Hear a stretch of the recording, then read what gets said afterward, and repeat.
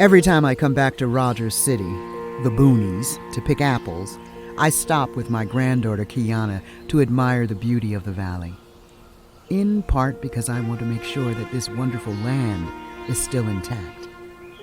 And because Kiana loves to hear me carry on about the old days, our great story.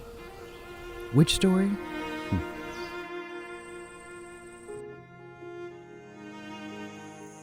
She especially likes the story about how me and some friends came together to confront some of the worst enemies of our time.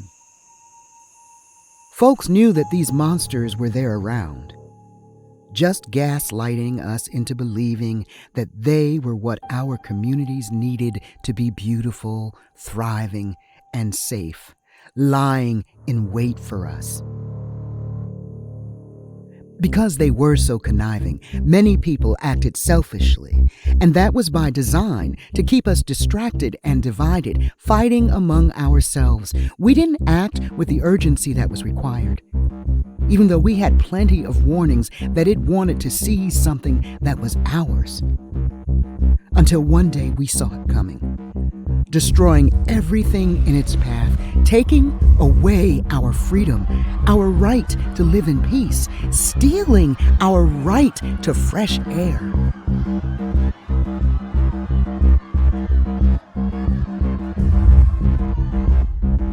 Robbing us of our right to the water our ancestors considered sacred and our responsibility to care for it as it cared for us for centuries.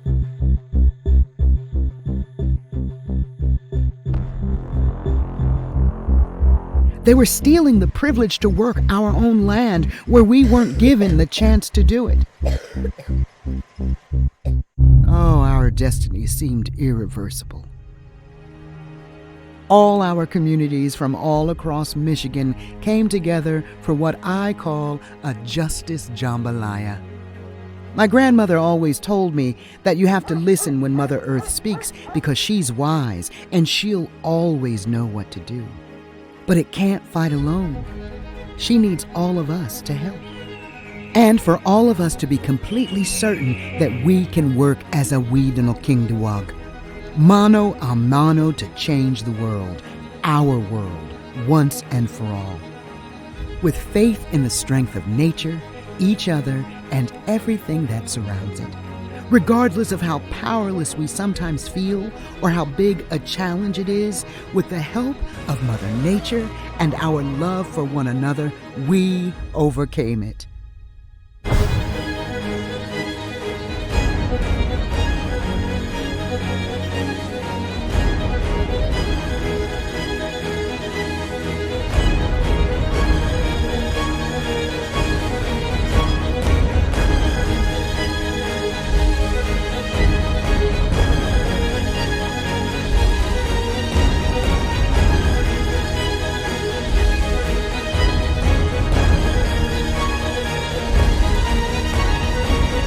Our victory over that monster was marvelous. But there's still so much ahead of us to do.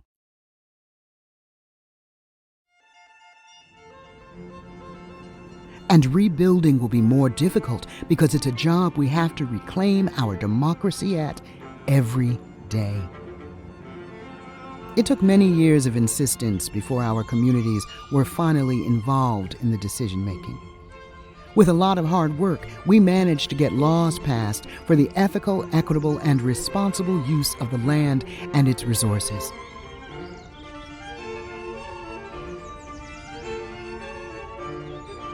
Water became a universal right, free from extraction and dumping, because water is life. And at the end of every battle, we all deserve a good reason to celebrate.